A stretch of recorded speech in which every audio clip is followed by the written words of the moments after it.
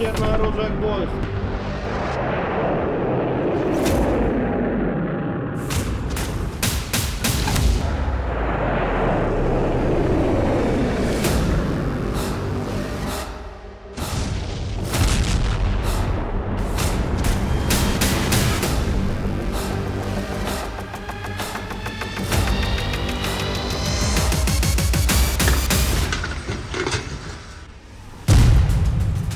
सितंबर का सबसे बड़ा हमला, जला डाला यूक्रेन का ज़ापोरिज़िया।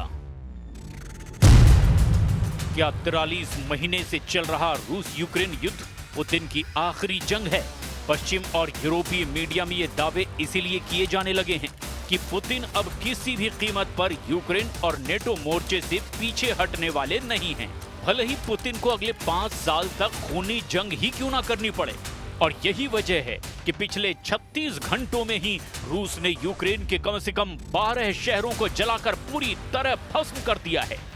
महज 12 घंटे पहले ही यूक्रेन के सुमोय, निप्रो, ज़ापोरिज़िया पर रूस ने मिसाइलों और आत्मघाती ड्रोन की बारिश कर दी।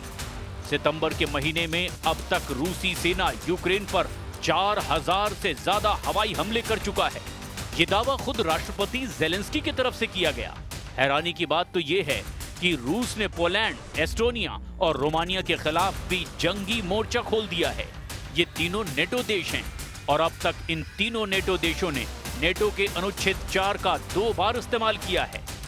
पोलैंड में जहां रूस के 21 आत्मघाती ड्रोन घुस गए, तो वहीं एस्टोनिया के एयर स्पेस में रूस के 3 मिग-31 जेट ने कोहराम मचाकर रख दिया।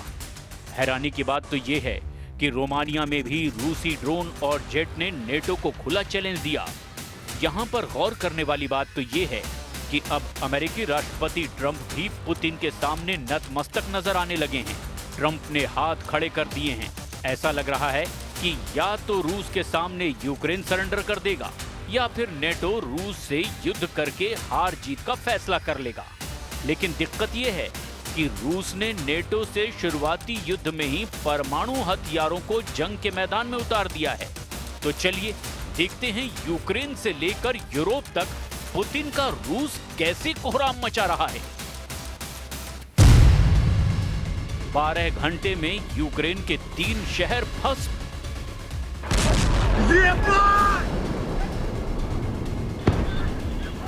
पिछले 2 हफ्ते से देखा जा रहा है कि यूक्रेनी सेना रूस के तेल डिपो और ऑयल रिफाइनरीज पर दनादन धमाके कर रही है। रूस की तेल रिफाइनरियों से उठता धुआं और आग की लपटों को पूरी दुनिया देख रही है। रूस के रक्षा मंत्रालय ने भी दावा किया कि यूक्रेन ने रूस के कब्जे वाले क्रीमिया के एक रिजॉर्ट क्षेत्र में ड्रोन से हमले किए हैं, जिस हमले में 3 नागरिक मारे गए और 16 लोग घायल भी हुए हैं।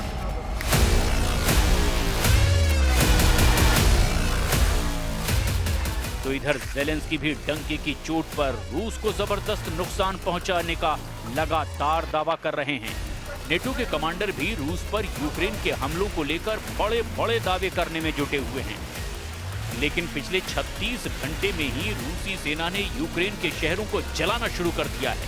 पुतिन के तूफानी हमले से ज़ेलेंस्की की चीखें निकलने लगी हैं। जरा देखिए यूक्रेन के निप्रो, सुमे और ज़ापोरिज़िया का रूस हमलों में आखिर हाल क्या हो गया है। निप्रो में रूस के हवाई हमलों से कोहराम मचा हुआ है। यूक्रेनी सेना का दावा है कि निप्रो पर कई क्रूज मिसाइलों से हमले किए गए हैं। वहीं कुछ रिपोर्ट्स में दावा किया गया है कि रूसी बैलिस्टिक मिसाइलों ने निप्रो को बुरी तरह से तबाह कर दिया है। जो तस्वीरें सामने आई है, जिसे एक चश्मदीद ने अपने मोबाइल वीडियो कैमरे से ही रिकॉर्ड किया है, जिसमें निप्रो शहर में एक मिसाइल से जोरदार धमाका होते हुए साफ देखा जा सकता है। वहीं यूक्रेन के सुमे शहर पर भी ड्रोन और मिसाइल हमलों से भारी तबाही हुई है। सुमे पर पिछले 4 महीने में रूस के हवाई हमले तेज हो गए हैं। हैरानी की बात तो यह है कि नेटो के एयर डिफेंस सिस्टम भी अब सुमे में फेल साबित हो रहे हैं। सुमे यूक्रेन के लिए रणनीतिक तौर पर बेहद अहम है और यही वजह है कि रूस पूर्वी यूक्रेन के इस शहर पर अंधाधुंध हमले कर रहा है। वहीं रूसी सेना ने यूक्रेन के ज़ापोरिज़िया शहर पर इतने बड़े घातक हमले किए हैं कि यूक्रेन की हालत खराब हो गई है। रूसी सैनिकों ने 100 से ज्यादा ड्रोन और लगभग 150 ग्लाइड बम ज़ापोरिज़िया शहर पर दाग दिए हैं। राष्ट्रपति व्लादिमीर ज़ेलेंस्की ने दावा किया कि रूस ने सितंबर का सबसे भीषण हमला कर दिया है।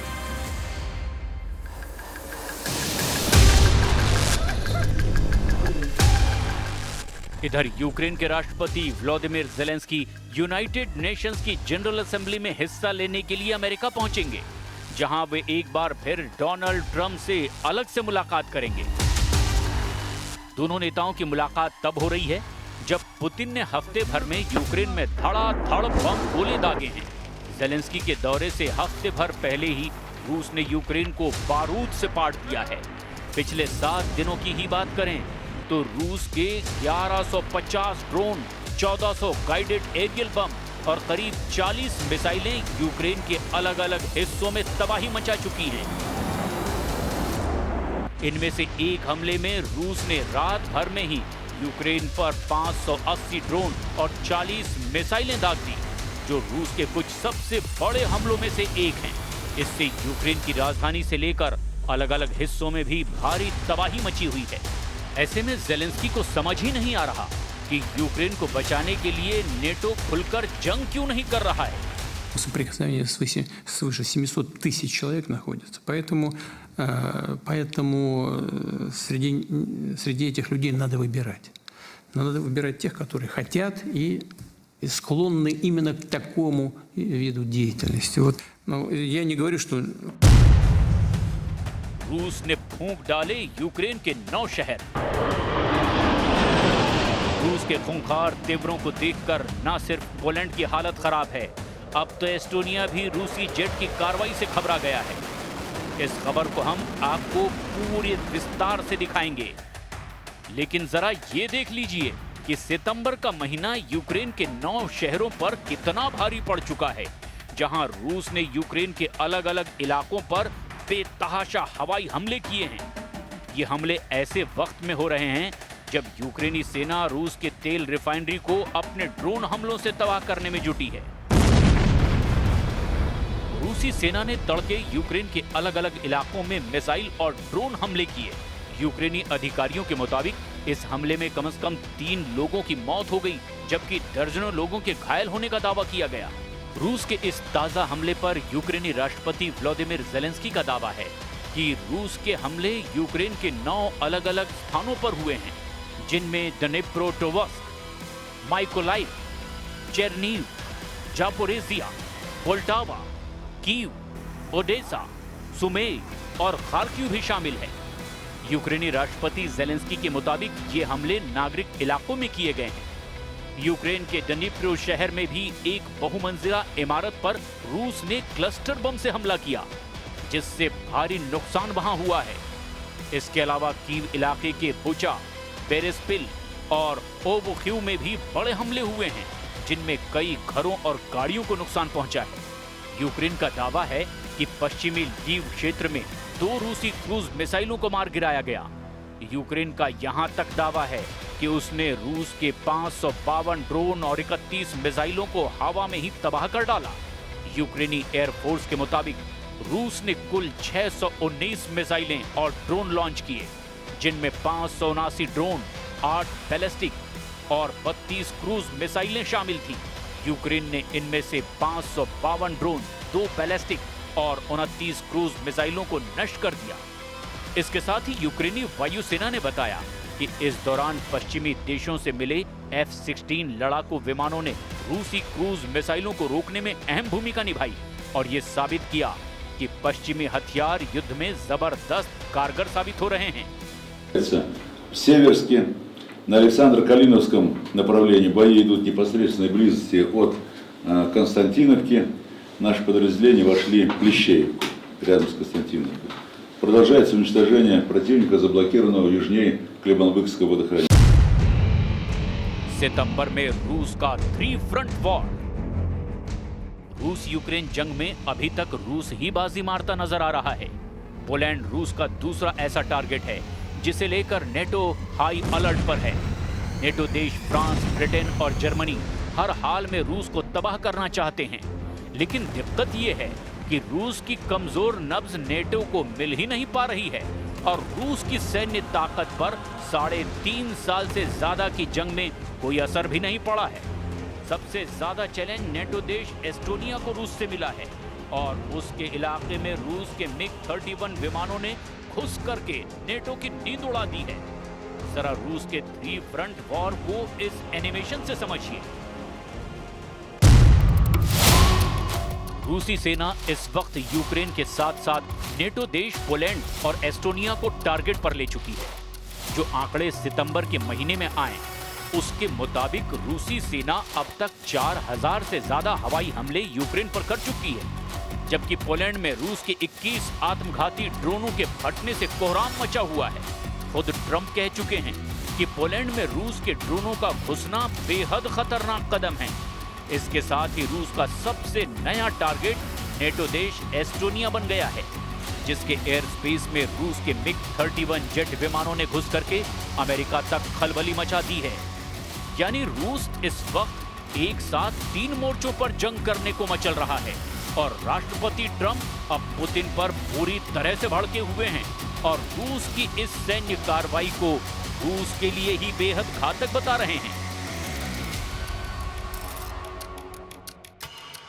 Russian jets entered Estonia's airspace today for 12 minutes. Do you see that as a threat to NATO? Well, I'm going to have to look at it. They're going to be briefing me in a short while, so I'll let you know about it tonight or tomorrow.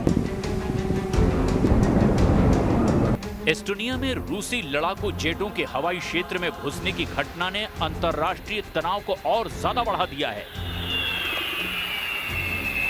रूस के 3 MiG-31 लड़ाकू jet ने Estonia के हवाई क्षेत्र में 12 minute तक गदर मचाया। इस दौरान नेटो ने अपने F-35 लड़ाकू जेट भेज दिए। हालांकि नेटो की इस प्रतिक्रिया की तुलना 2015 में तुर्की के जवाब से की जा रही है, जब तुर्की ने अपने हवाई क्षेत्र के उल्लंघन के 17 सेकंड के अंदर ही रूसी सुखोई 24 जेट को मार गिराया था। यूरोपीय संघ ने भी इस घटना पर कड़ी प्रतिक्रिया व्यक्त की है और रूस के खिलाफ 19वें प्रतिबंध को मंजूरी देने की तैयारी कर रहा है। Войска в зоне специальной военной операции наступают практически на всех направлениях. При этом наиболее упорные бои развернулись на красноармейском направлении, где противник любыми способами, не считаясь потерями, стремится остановить наше наступление и перехватить инициативу. Для этого командование ВСУ в район Красноармейска перебросил наиболее боеспособные и подготовленные подразделения в ущерб другим направлениям, на которых наше наступление развивается. अब ऐसे हालात में आप अंदाजा लगा सकते हैं कि रूस को काबू करना यूक्रेन के साथ साथ यूरोप और नेटो को कितना भारी पड़ता जा रहा है। अब देखना ये होगा कि नेटो रूस से सीधी जंग की हिम्मत जुटा पाता है या फिर नहीं।